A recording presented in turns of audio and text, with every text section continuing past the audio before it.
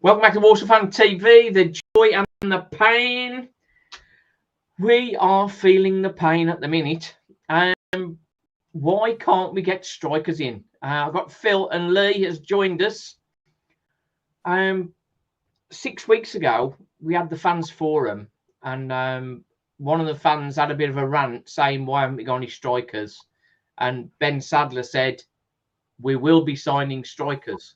That was 6 weeks ago, and we still haven't signed any other than Josh Gordon since then. I've got some points to share from Westy Jack and Darren, that's quite often on the channel here. But good to have you back, Lee. I haven't seen you on here for a while. Good to have you with us, Phil. Lee, why can't we get any players in? Before we go into getting strikers in, I think the main thing we need to sort of get as a club sorted out is the whole DJ situation. Because at the moment, you would say we've only got Jamil, Matt, and Gordon as our two strikers. But if DJ, I know he's missed he has missed all pre-season because of his virus and some other sort of issues he's had. But if he's going to be part of the club going forward for this season, then that's three strikers. But that's obviously if Matt Sadler decides he is part of his plans and he's going to use him, and obviously also DJ's available and he's fully fit and there's no issues there. If that's the case, then I can see us not being in such a bad position as we all think we are. Obviously, if Matt Sadler's not going to use DJ like he did last season, or DJ's still getting over his issues, then that's more of a sort of concern for me. But I sort of said earlier in the week, DJ's in his final year of his contract, so he's not going to get another contract at Walsall. So he's going to want to be putting himself in a shop window. So if he's going to stay around, you might get the best out of him in a sort of backward way, because he will want to prove a point. And usually strikers are the sort of best and worst players to prove a point, aren't they? If he wants to sort of get himself a new contract somewhere else next season, he really needs to play as many games as possible and score as many goals as possible, which sort of could help Walsall out. So if that's going to be a situation where DJ and Matt Sadler can get around the table and sort of agree to sort of disagree on certain things and agree on others, and he's part of the plans, then we're not as bad as what it appears on paper. But obviously, still not bringing those strikers in, he's not great. DJ's only just gone back to light training, so I think he's probably 4 or 5 weeks away at best. Yeah, I understand that, Simon, but again, it's sort of in 4 or 5 weeks' time when he's sort of back to sort of, I won't say full fitness, but he's there or thereabouts. Will Matt Sadler be using him? Because, like I said, it is his final year of his contract. I mean, if it's sort of a situation where they're not going to use him at all, then they might as well try and ship him out before the end of the transfer window. And then it's sort of a clear cut, because you know what's going to happen. We'll get sort of into October and November, and if he's part of the squad or he's in the match day squad and he's warming up down the touchline, all the chance is going to be, again, especially if we're struggling, to get DJ back on. And in a way, Matt Sadler sort of makes that sort of worse for himself, because as soon as he starts coming out and warming up down the touchline, a large section of the fans will start chanting his name and saying get him on, and then when he doesn't bring him on, he gets absolutely slated. I mean, I'm not the biggest Matt Sadler fan, as most people know, but I'll be fair to him. I mean, if he's not going to use DJ, then I would personally sort of come to some sort of agreement where they can sort of part company and just start afresh. But if he is going to use him, then use him. And then, like I said already, we could see the best out of DJ, because he'll want to prove a point and he'll want to try and get himself a contract for next season. That's he'll be playing for a contract. Yeah, DJ sort of is a distraction in some respects, isn't he? Yeah, it will be. It was last season, wasn't it? It was last season. Yeah. So I think for Matt Sadler, himself, he needs to sort of get a grasp of that. And if he's going to, once DJ's fit, is he going to use him for the squad? If he is, great, then use him. If he's not, then it sort of needs resolving before anything else, because then you can clearly say, right, we've got Matt and Gordon as our two strikers. We need another two. If he's going to use DJ, obviously once DJ is fully fit, we'll have DJ, Gordon, and Matt. Then you might think, well, we only need one more to come in. So it's sort of really down to what Matt Sadler's thinking he can do this season with what's available to him. Phil, opening thoughts?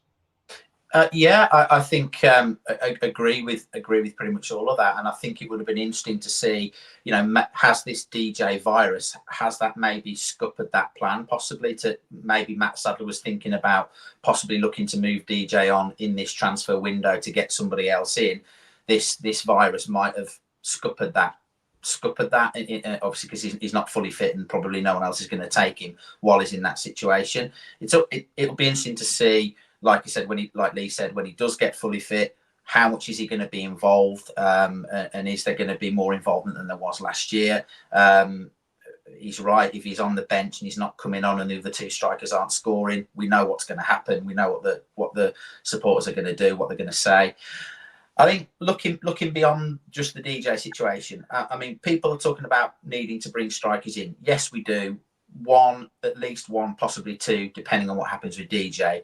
But let's not forget that Matt Sadler has already signed 3 strikers, because none of the 3 strikers that he signed were technically Walsall players at the end of last season. Jamil Matt was out of contract, DJT was out of contract, and obviously Josh Gordon was on loan and was a Burton player.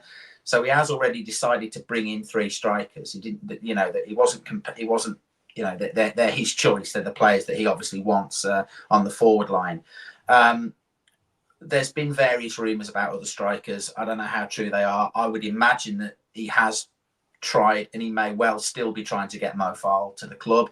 How realistic that is at this stage, I don't know. And I think there'll be various factors which would control that. And I think, why haven't we brought in any other strikers?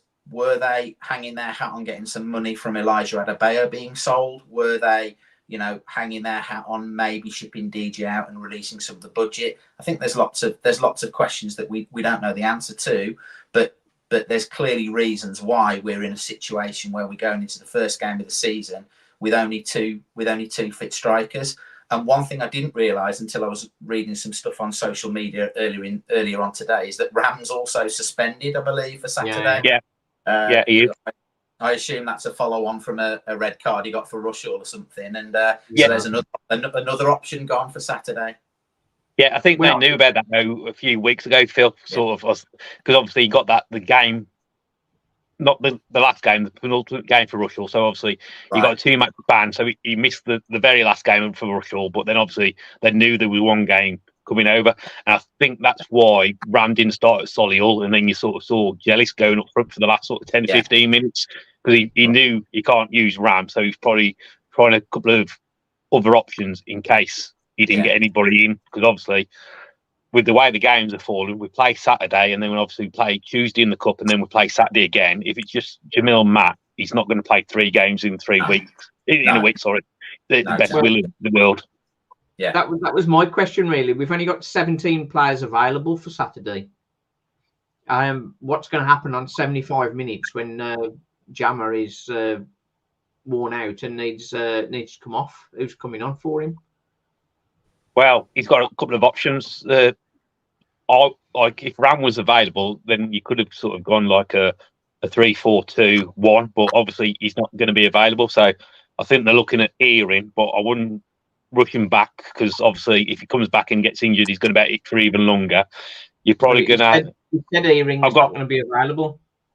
I've got a funny feeling you could sort of bring Uncle Albert on if he starts or not, because I think he could probably start with Connor Barrett at right wing back, and then sort of 70-75 minutes when Jammer's feeling fatigued, he could come off and probably Adoma would come on, and then they could sort of do that sort of 3-4-2-1, and have like Lakin and Adama behind sort of Gordon. But we'll see Saturday when that comes. But I think that's possibly what will happen. And then Tuesday night will be an interesting one, because sort of going from Saturday to Tuesday is quick turnaround, especially for Matt, because then obviously you'll have Ram who's available. So I would probably expect Tuesday night when we play Exeter, there'll be a few changes. That's unless we get a loan or a couple of loans coming in between now and then. I think from what they've said, I think Emre Tezgel and Nathan Lowe from Stoke had been arranged to come in, and then Stoke changed their mind. Stoke put something out earlier saying they were looking to send Tezgel out on loan, but they needed to get an extra covering before they did it. So that we're waiting for them to get another player in. I work with a big Stoke fan, Simon, and he said to me about nearly 2 weeks ago, Tezgel is a really, really good player, and it's just the fact that he had that injury, or else they would have wanted to sort of keep him around Stoke first team. But I think their plan is to let him go out for the first part of the season, and then around Christmas have him back after he's sort of proved his fitness, and then he could be in and around their squad again, because they really do rate him highly there at Stoke. And I think he could be a really good player for them. But obviously, him having, I'm almost sure it was an ACL, and obviously he's got over that. But obviously, I think they just want him to go out and prove his fitness and make sure he's playing sort of week in, week out, because they know sort of at Stoke he'll be more likely used as a sub, and probably they'll just want to get him fully fit. And so I think probably from their point of view, they probably would have let him come to Walsall until Christmas. But I've got a funny feeling the club have basically said, we want somebody, if we're going to loan somebody, we want him for the full season, which I can understand. Yeah. But also, if Tezgel was available until Christmas and he's that good, we could have took him, and then it gives them more time then to find a replacement for him going in January. If they knew he was going in January, at least they've got time to get somebody else in. It just seems a little bit sort of all up in the air. It's sort of, we've learned from last season we don't want a loan disappearing in January, but then with them sort of saying we want a loan all season, not many clubs will let you do that, will they? No. I think if we get another player in that does really well and then goes in January again, the club are going to get a lot of criticism for that. But if that's the only option open to us, then that's the option we're going to take, isn't it? Yeah. But as Lee just said, I think it's a risk you take with all loan players, isn't it? If we do get a player who comes in and scores, 10, 15 goals before Christmas, it's brilliant for us, but the chances are that they might want to recall them in January. And once the window's open, the club's always got the option to do that. Obviously, we've had exactly that happen the last 2 years with Freddie Draper and Danny Johnson. So there is the risk of a rinse and repeat on that one. Yeah. Do we think? Sorry, Simon. Do we think that in November, when the Irish Premier League season finishes, a certain DJT will be coming back to us? Well, I'd argue whether, with the fact that we haven't got any more strikers, perhaps DJT should come back now. But would that condemn Drogheda to relegation? Because obviously their season ends in November, and then it doesn't start again, does it? Is it February or March? So when their season ends in November, what is DJT going to do until February? Yeah, I would imagine he couldn't come back to us, wasn't he? Yeah, but is he able to come back in the middle of, or would he have to wait until the transfer window opened in January? I'm not sure on that one. Me neither, Phil, because I think he's our player. So I think with their season ending, I think he's allowed to come back to us, isn't it? I mean, I'm sure somebody watching will probably know a bit more about the rules and regulations and let Simon know. But I think because he's sort of our player and he's registered, and really he's only playing for Drogheda and then he's coming back to play for us, it's only that sort of two club rule again, isn't it? So I think he could, I don't know, somebody will let us know. Yeah, he can only play for two clubs in one season, and but he ain't going to be going anywhere else, is he? No, so that's why I was thinking, has the club got half an eye on him coming back, or Matt Sadler's got half an eye on him coming back in November anyway? And then if you think in November, you got possibly DJT, DJ, Jamil Matt, and then Flash Gordon, you're near enough full strength in your front line. Whether the quality is there to get the goals is another question. But from the club's sort of point of view, they would say, well, he's got 4 strikers available to him from sort of November onwards. So I don't know. It's a tricky one, isn't it? We're going to be up against it, aren't we?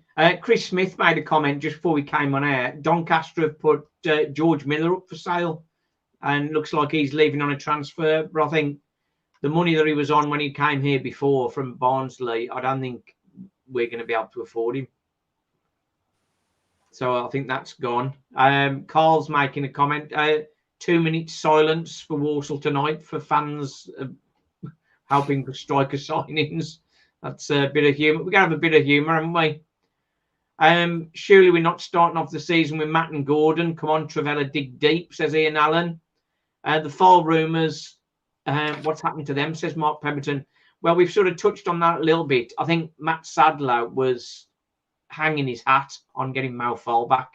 And because the challenges that Albion have got financially, bit of a transfer embargo being imposed, doesn't look like any of their players are going to be moving. Ray's Cleary is a player that we perhaps were looking at as well. So that might fall into that same kind of challenge.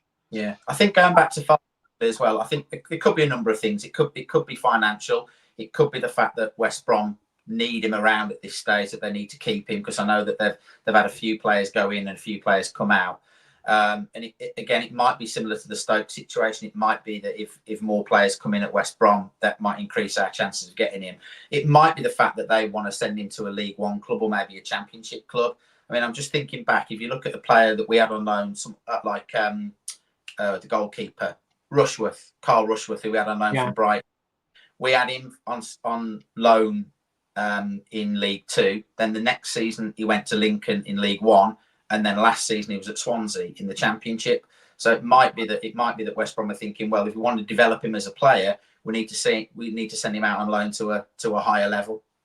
Yeah, that's always the problem. I would have been surprised if we did get Fall back, because with how well he did last season, it made sense for him to be challenging in the Championship for his team, or to have gone to League One. So that's the issue, I guess. Bring back Alan Buckley or Bernie Wright. That's a good one. Go on, sorry, Lee, go on. We're saying all this now, Simon, but then when Saturday comes, if Jamil Matt scores a goal and Flash Gordon scores a goal, I think the mood will be totally different, won't it? Yeah, I think Josh Gordon, a lot of people will probably disagree with this. He's not a bad player. I think he's just lost his mojo. I think we're not expecting him to score 1 in 3, but he's got a lot of good attributes. But from what we've seen of him in pre-season, he's just lost his mojo. So it's a challenge for Matt Sadler to try and get him striking again. I know he's dire, because obviously going into Saturday our bench Saturday is going to look well. There's not going to be any attacking options on there, is there? Let's face it, it's just going to be Matt and Gordon starting, or he might even think about just starting one of them, and then he might even just start Gordon and then use Matt as the sub to take Gordon off if nobody else comes in. So it'll be interesting to see how he does line up Saturday. Uncle Albert has got to be in the striking options, I think, because of the situation we're in for Saturday.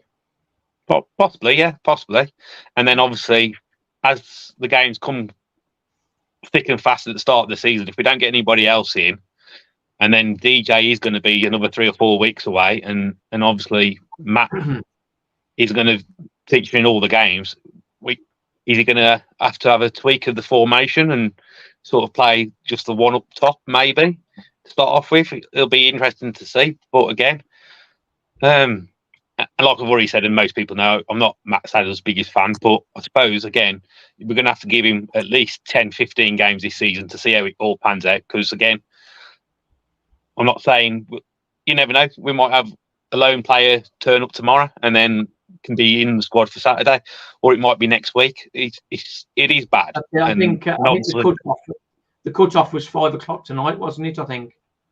Yeah. To be able to play Saturday. But what I'm saying, Simon, is the transfer window is still open for the next was it 3 weeks, 2 weeks, 3 weeks? So it is bad, especially at the start of the season, the first sort of 4 or 5 games. But as long as the transfer window closes and we have sorted out the striking positions, then I won't be as concerned. Obviously, the transfer window shuts and we're in the same position as we are now, then we're in for a long season, aren't we? Yeah, that's it. It's quite tough. Carl Harbridge just sort of put a comment there, needs a statement of intent about the money invested off the field. I do think that sort of Trevella have maybe overstretched themselves with what they did with the Saddlers Club and the locker. I think it's good to get that up and running again, but I mean, that money would have been better spent on the team, wouldn't it? Yeah. They do seem more interested in the facility side of it rather than the team at the minute. Yeah, I think this is a big year for Trevella. It's their third year at the club, as we've already talked about the stuff they've done off the field, but I think that people are going to be expecting to see continued progression on the pitch, and probably more so than in previous years. It's our sixth season in League Two now, and I think it's been something like 16 or 17 years since we last had a promotion. Yeah.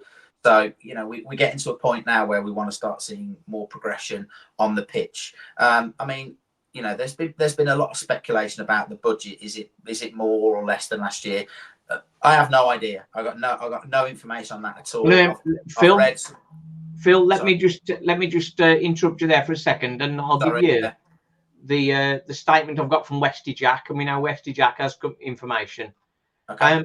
The budget is the same as last season, but with the increased costs and players' wages in real terms, it's been cut.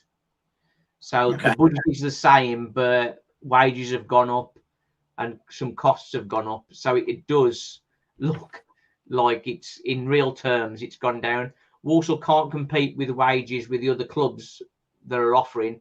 A lot of non-league clubs offer better wages than Walsall do. Yeah. I did ask the question whether it was agent fees, but I don't think that is a big issue. But of course, agents are going to push players to teams who give them a better cut.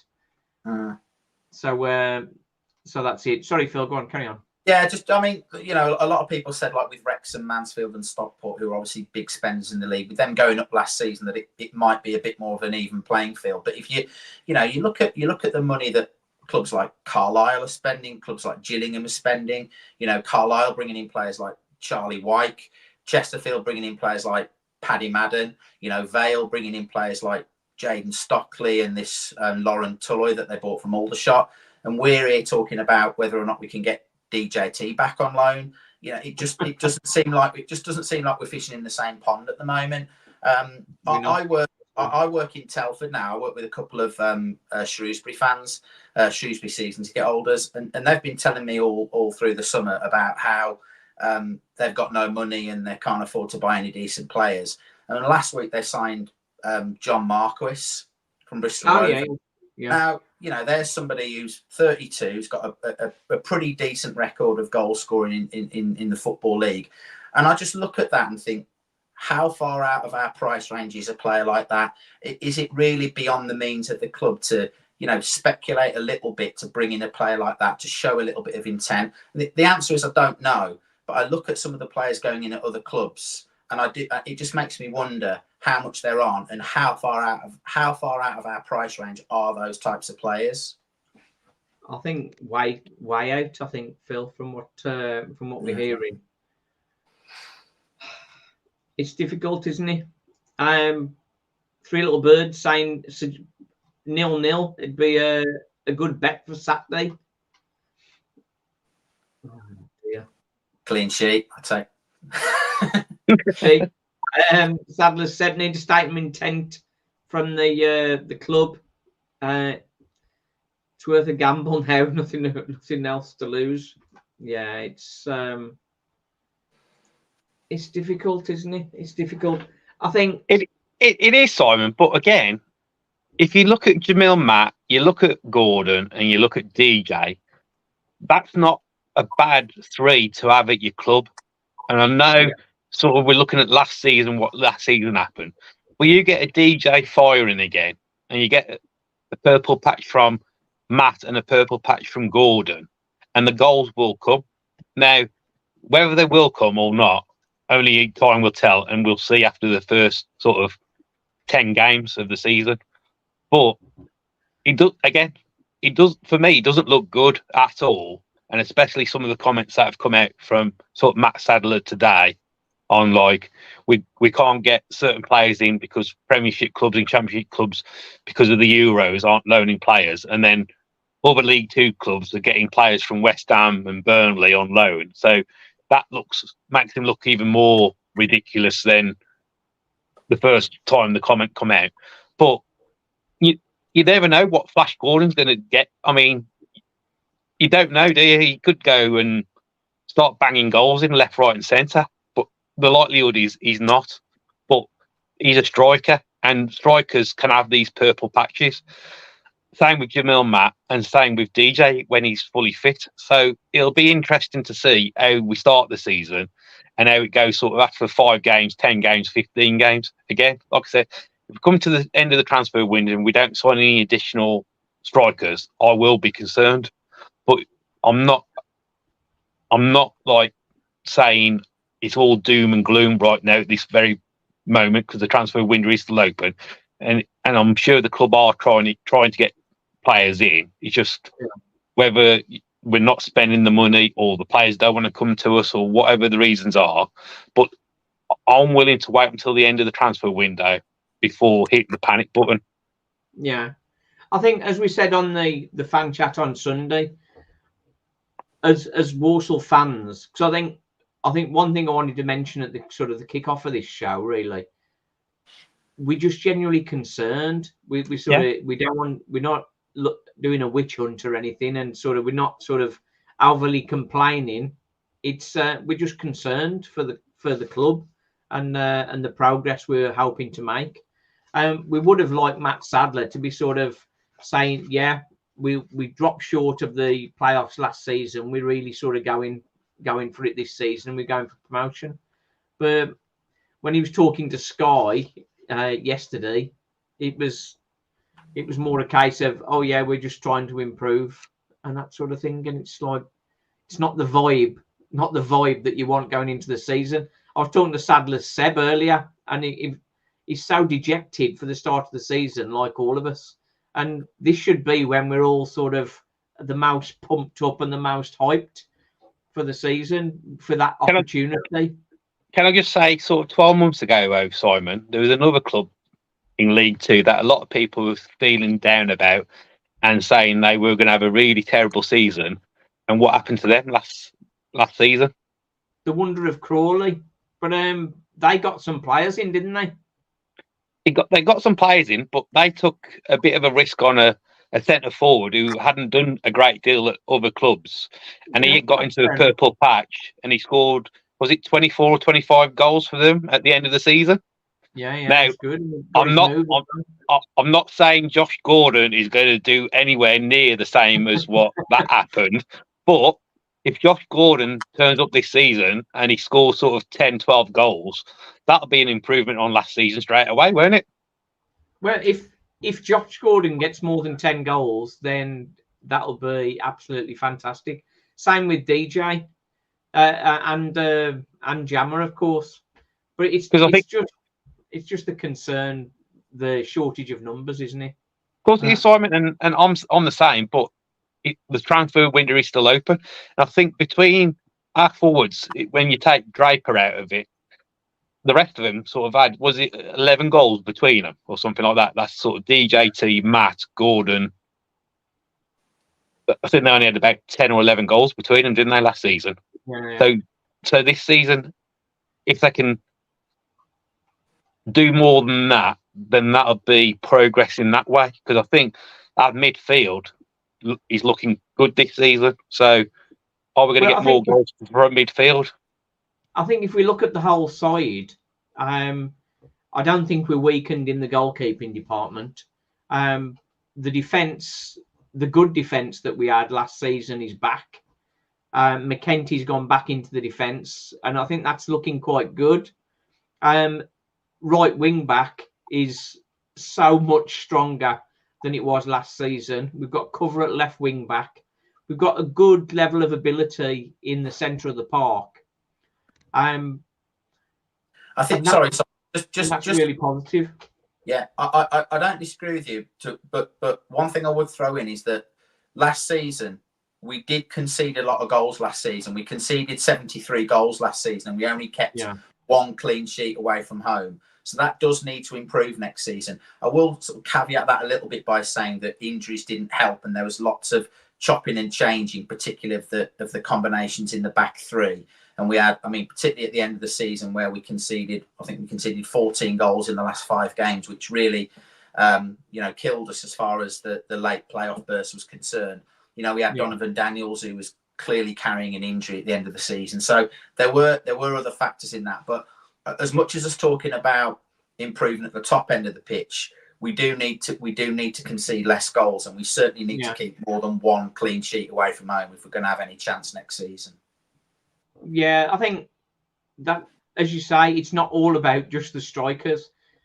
We talk about DJ, but our goal return last season was far better without DJ in the team, because 69 goals was a big step up. But repeating that without Isaac Hutchinson, we did moan about Isaac Hutchinson at times, but the goal contribution, 23 goal contributions, is a massive loss to the team. But we've got exciting stuff with Jamie Jellis, Charlie Lakin, and Ronan Mayer. That's some good talent that's sort of come into the team, so that's a positive. We just need to make sure that we're finishing those off, don't we? Yeah, definitely, Simon. And I think the old DJ situation, once that's resolved, either way, I think that could be a boost. It could be like having a new signing, because the old drama of the DJ situation last season wasn't good for anybody. It wasn't good for the club. It wasn't good for DJ himself. Hopefully he's over all these sort of health issues, and he's raring to get back into fitness and get back up to full fitness. And when he is back up to full fitness, I just hope Matt Sadler wants to use him for the whole of the season. And I think if he does, we'll get some goals from there, because, again, like I said earlier on, he won't get another contract at Walsall. He'll be moving on come the end of the season. So he will want to have the best possible season he can, so he can get himself a move somewhere else or a new contract at the end of the season. So that could work in our benefit. If I was Matt Sadler, once DJ's fully fit, I'll be getting him in that team and just letting him off the leash really, and just let him go and score as many goals as possible. And then at the end of the season, thanks for your time, and good luck to you. And then move on. I like Cyprus Sadler's comment about one of the best seasons in our recent years. We could hardly put a team out first game. That was Ray Graydon's first season. That's good. Comment from Darren Rhodes. He's sort of commenting on, he thinks there is money available. It's just we seem a bit ponderous to sort of get it over the line. Yeah. Most of the decent strikers on a free transfer have been snapped up, probably because people are paying over the odds to get them. And Walsall have been sort of perhaps trying to be sensible. Yeah. Well, in a crazy world, the one who's sensible is the one that's crazy, isn't he? Yeah. Well, there clearly is money still left, because the club have actively said that they are looking to bring players in. Both Matt Sadler and Ben Sadler have both said, yeah, we are still looking. So there is still clearly money left in the budget. It'll just be interesting to see. I think Lee's right. I think we will sign at least one more before the end of the window. It'll just be interesting to see how many players do come in and what type of player they are. Are they going to be permanent signings? Are they going to be youngsters on loan? Be interesting to see how the remainder of the budget is spent. But I agree with what Lee said earlier. We can't make a sort of a final judgment on the business of the whole window until the window has closed. There is still 2-3 weeks available for us to bring some players in. As disappointing as it is to be in the situation that we're in now, the window is still open, and I will expect things to happen before it closes. So I think the message is don't panic. Not just yet. Not yet. Wait until the end of the month to panic. Three Little Birds has commented there about the pattern of play. Pre-season is a tough one sometimes, but if we giving the ball away as much as we did at Solihull Moors and and a Droda. If we're giving the ball away as much as we did against them, then that is a whole new issue. If we play and pass it around like we did against the Blues, then we're in some fun, I think.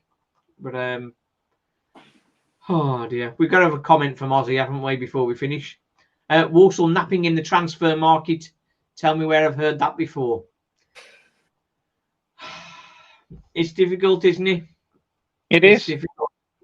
You always like to have your full sort of squad, or virtually your full squad, before your first game of the season. But obviously, it sounds like we've tried, and for various reasons, like Phil's already said, it hasn't paid off, or it hasn't come to it at the moment. But again, I'm hopeful, and I'm hoping that we'll see some movement before the window shuts, and then obviously we'll have to judge what Matt Sadler can do sort of after 5 games, 10 games, 15 games. I will say, when he said earlier in the season, I think it was part of the WM Sport interview where he said Trevella haven't set him any targets this season.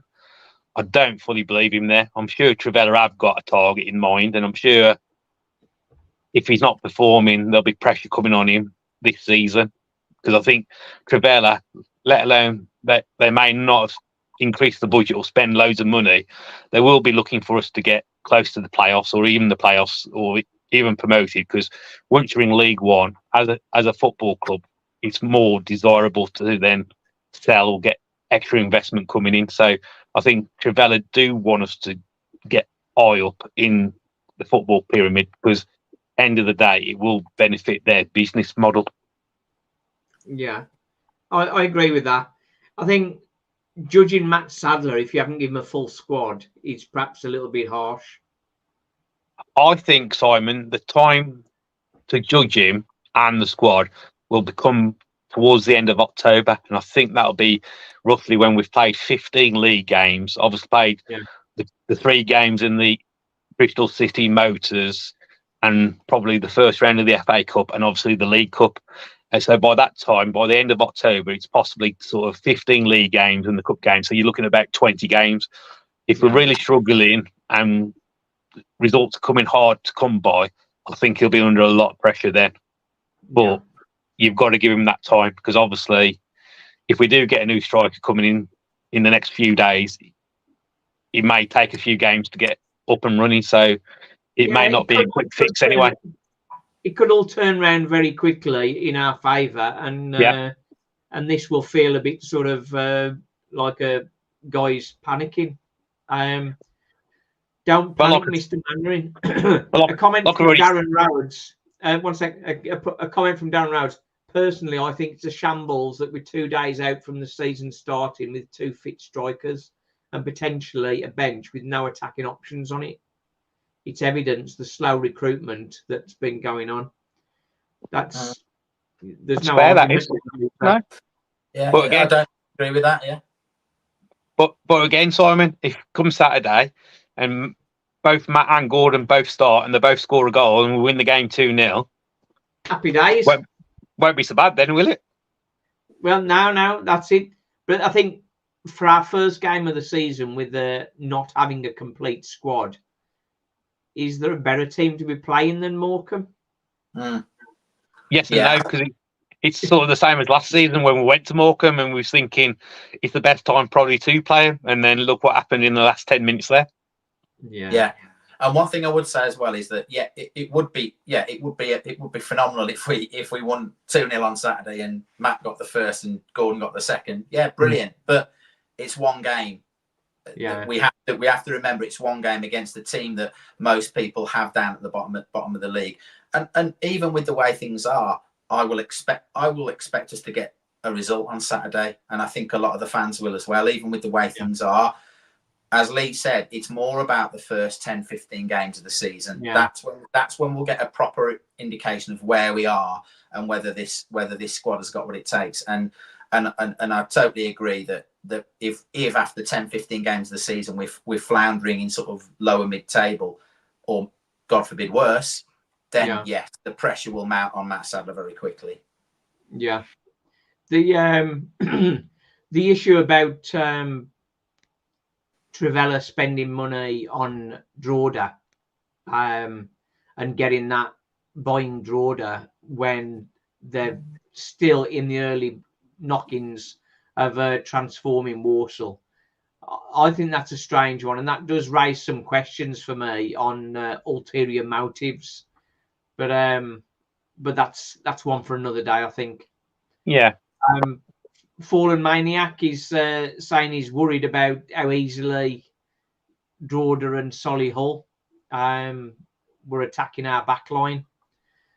So there's lots of concerns, but I think we'll leave it there for today. I think let's cheer them on Saturday and see whether we can get over the line, and then see who we can get in, because we're sure to get somebody in. There's probably some free agents out there that might be worth a look as well. But, right then, thanks for coming on, guys. I know it was short notice, so thanks for jumping on. No problem, No mate. problem. And as you say, 100% behind the team on Saturday. Let's 100% behind the team. We love Walsall. That's what we're here for. And let's hope it all works out in the end. We certainly hope so. Cheers. Thanks, everybody. Cheers.